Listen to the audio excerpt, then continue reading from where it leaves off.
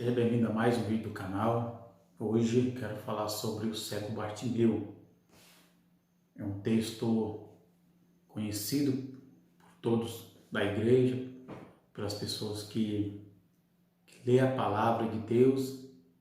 Eu quero compartilhar com vocês o que eu vejo nesse texto, a revelação que Deus tem me dado nesse texto, que se encontra no Evangelho de Marcos, capítulo 10, versículo 46 ao 52. Eu quero ler os versículos e fazer alguns comentários nesses versículos.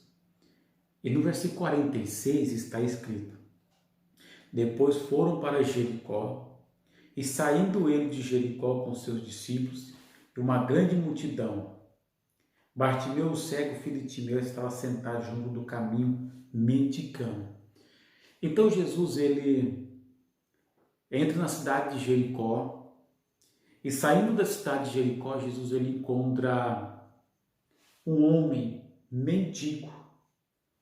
Esse homem chamava Bartimeu, filho de Timeu.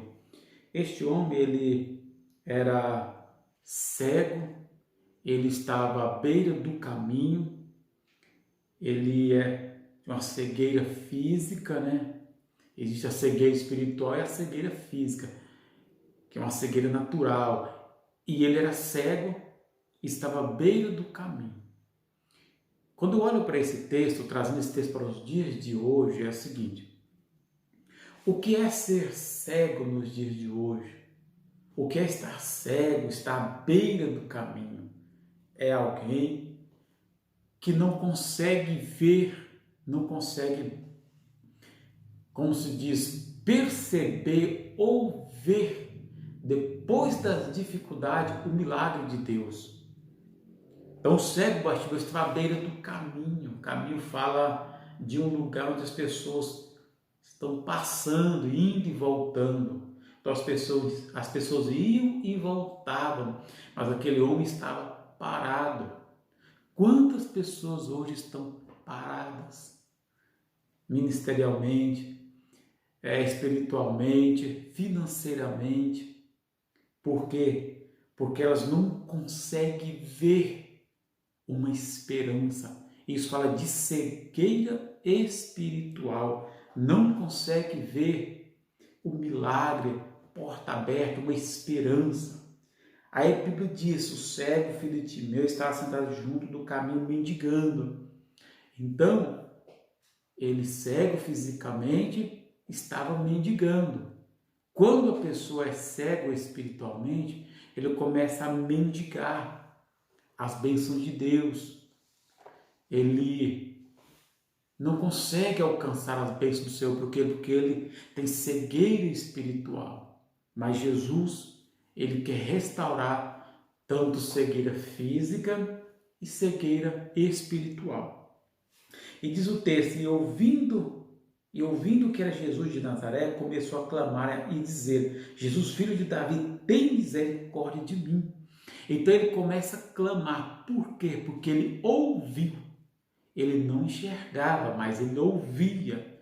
Então, talvez você não está conseguindo ver uma solução, uma porta aberta, um milagre na sua vida. Mas você pode ouvir Deus falar contigo. Há uma esperança, você pode clamar.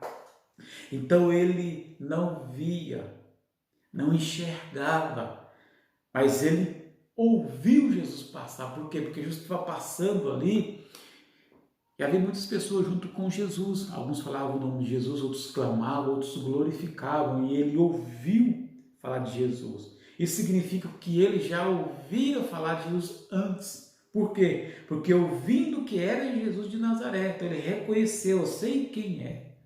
Então ele começou a clamar e a dizer: Jesus, filho de Davi, tem misericórdia de mim. Então quando Jesus está passando por ele ali, naquele caminho, ele não perde a oportunidade e começa a clamar.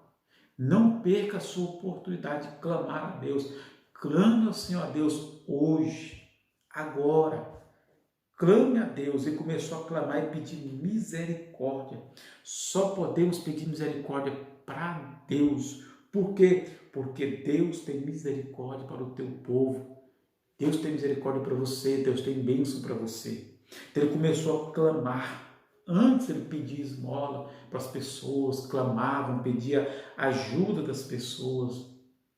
Agora ele está clamando, direcionando a tua voz para a pessoa certa, que é Jesus Cristo. Às vezes clamamos muito, falamos muito para as pessoas dos nossos problemas e esquecemos de falar para Deus, clamar para Deus, buscar o Senhor. E ele pediu a misericórdia à pessoa certa, que é Jesus. E muitos o repreendiam para que ele calasse.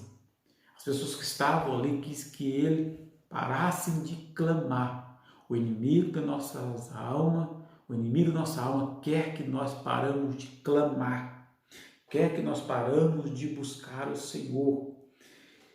E muitos repreendiam para que se calasse, mas ele clamava cada vez mais: Filho de Davi, tem misericórdia de mim.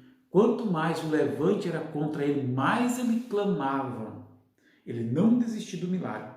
E Jesus, parando, disse que o chamasse, e o chamaram cego, dizendo: tem bom ânimo, Jesus te chama, ele levanta-te, ele te chama. Então as pessoas que estavam ali tentando parar ele, foi as mesmas pessoas que Jesus disse: vai lá e traz ele. Jesus chamou ele, eles trouxeram ele, e Jesus fez milagre na vida dele diante das pessoas.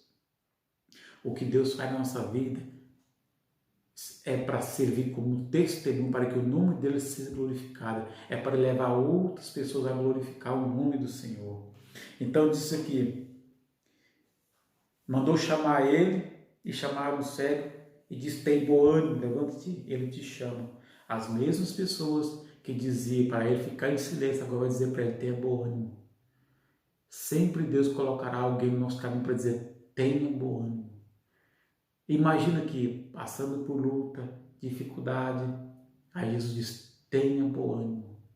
É o que Jesus está dizendo para nós nos dias de hoje. Não importa o que você está passando, não importa o que você está enfrentando, tenha bom ânimo. Aí ele diz: tenha bom ânimo. Então Jesus olha para ele e diz: tenha bom ânimo, levanta-te. As pessoas dizem: tenha bom ânimo, levanta-te, ele te chama. Então sempre Deus colocará alguém para dizer para nós: tenha bom ânimo, levanta, dá uma palavra de esperança. Antes, direcionar a ele uma palavra de tristeza, uma palavra de desânimo, dizendo para ele parar, não clamar. Agora diz: levanta-te, ele te chama, tem bom ânimo. Quando Jesus chama, a pessoa levanta, a pessoa tem bom ânimo. E lançando-se a sua capa, levantou-se e foi ter com Jesus. Ele teve que retirar, jogar fora, vou dizer assim, a capa. Muitas vezes, para alcançarmos o milagre de Deus na nossa vida, devemos tirar alguma coisa de nós, aquilo que nos impede de alcançar o milagre. Alguma coisa que nos impede de ir ter com Jesus Cristo. Então ele joga a capa fora e vai ter com Jesus Cristo. Jogue fora e vá ter com Jesus Cristo. Aquilo que te impede de ter um encontro com Jesus, jogue fora. Levanta-te e vá ao encontro de Jesus. E lançando-se a sua capa, levantou-se e foi ter com Jesus. Jesus, falando, disse-lhe: que queres que eu te faça? E o cego lhe disse: mestre, eu quero que tenha vista, eu quero ver. Jesus sabia do que ele precisava, mas Jesus disse: o que queres que eu te faça? Melhor dizendo, o que queres que eu te faça? Jesus sabia da necessidade daquele homem, mas ele perguntou: o que queres que eu te faça? Ele disse: eu quero ver. Então, meu irmão, preste bem atenção. Jesus sabe tudo que você está passando, mas ele quer que você fale a ele. Ele quer que você direcione palavras, você fale com ele. Eu preciso disso. Ele vê, ele sabe de todas as coisas. Então, quando for orar, tu diz assim: Deus, tu sabes que eu estou passando. Tu conheces minha situação. O Senhor está vendo o que eu estou passando. Isso é uma oração de que você reconhece de que Deus sabe de todas as coisas. E a Bíblia diz o seguinte, e lançando-se a capa, né, versículo 51, e Jesus falando disso, o que queres que eu te faça? E o cego disse, eu quero ver. Jesus disse, vai-te, a tua fé te salvou. Logo ele viu e seguiu a Jesus pelo caminho. Então, primeiro Jesus cura. Primeiro Jesus vai de encontro com a vida espiritual. Jesus dá a ele salvação, depois o milagre. Para Jesus o mais importante é o espiritual, é a salvação, é o milagre da salvação. Depois o milagre é comum, milagre nos olhos. Então Jesus salva ele, depois Jesus faz o milagre. E diz, a Bíblia diz que ele seguiu Jesus pelo caminho, ele seguiu Jesus pelo caminho. Quando você começa a seguir Jesus, existe um caminho.